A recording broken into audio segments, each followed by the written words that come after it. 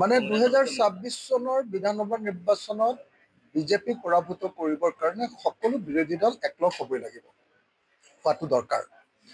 আৰু সেই কামটো কৰিবৰ কাৰণে আমি বহুবাৰ আমাৰ দলৰ তৰফৰ পৰা, ৰাইজৰ দলৰ তৰফৰ পৰা আমি কংগ্ৰেছ দলক অনুৰোধ কৰিলোঁ, আহ্বান জনালোঁ, চব কৰিলোঁ আৰু কৰিবলৈ আমাৰ বাকী নাই। যিমান কৰিব লাগে আমি হাজাৰবাৰ তেওঁলোকক ক'লোঁ যে 2026 চনত বিজেপিক হৰুৱাবৰ কাৰণে আহক আমি সকলো একলগ হওঁ।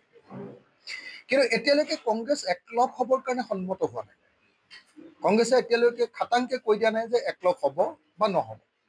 সেইকাৰণে আমি সিদ্ধান্ত লৈছোঁ, ৰাইজৰ দলে আমাৰ কৰ্ণধাৰ কমিটিৰ বৈঠক বহি সিদ্ধান্ত লৈছোঁ যে এতিয়াৰ পৰা ৰাইজৰ দলে কংগ্ৰেছ দলক একলগ হ'ব লাগে বুলি আমি আৰু অনুৰোধ বা আহ্বান জনাই নাথাকোঁ।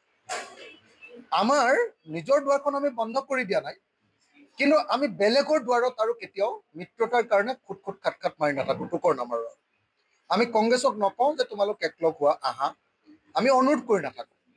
আমাৰ দুৱাৰখন, মিত্ৰতাৰ দুৱাৰখন খোলা থাকিব। যদি কংগ্ৰেছ আহে তেতিয়াহ'লে মিত্ৰতা হ'ব, আৰু যদি কংগ্ৰেছ নাহে তেতিয়াহ'লে আমি অকলে এইবাৰ নিৰ্বাচনত আমাৰ নিজৰ শক্তি দেখুৱাই দিবৰ কাৰণে প্ৰচেষ্টা হাতত ল'ম।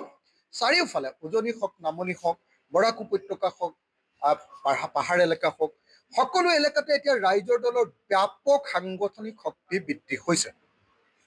মানুহে ৰাইজৰ দলৰ প্ৰতি আস্থা প্ৰকাশ কৰিছে, মৰম প্ৰকাশ কৰিছে, আৰু 2026 চনত ৰাইজৰ দলক নোলোৱাকৈ কোনো দলে যে চৰকাৰ কৰিব নোৱাৰে, সেই বস্তুটো অসমৰ ৰাজনীতিত এতিয়া দেখ হৈ পৰিছে।